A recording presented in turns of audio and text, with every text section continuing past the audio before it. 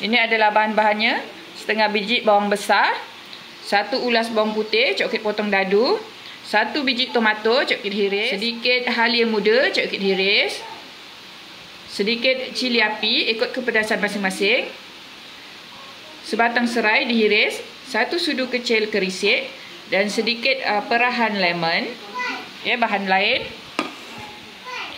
Kat sini ada perut lembu, coklat dah rebus lembut, ada tauge, coklat dah celur, ada daun ketumbar dan bunga kantan. Okey, jom kita tengok cara membuatnya. Okay, cara membuatnya mudah saja. Kita satukan ke semua bahan-bahan ni. Ni kerisik kerisik.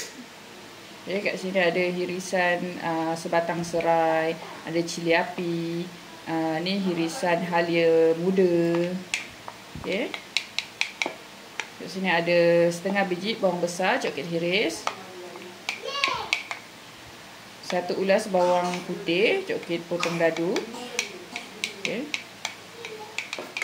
Okey, perahkan sedikit jus lemon ataupun limau nipis. Okey, gaul-gaul sebatikan dulu.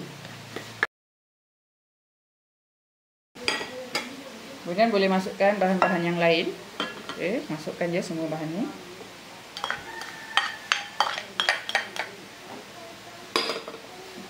Gaul sebatikan.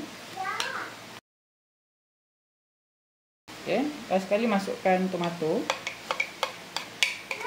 Okey, gaul sebatikan.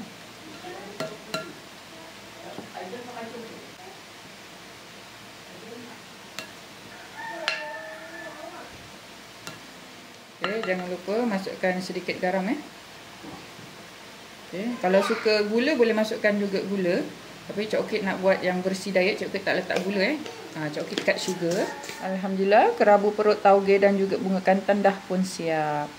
Selamat mencuba.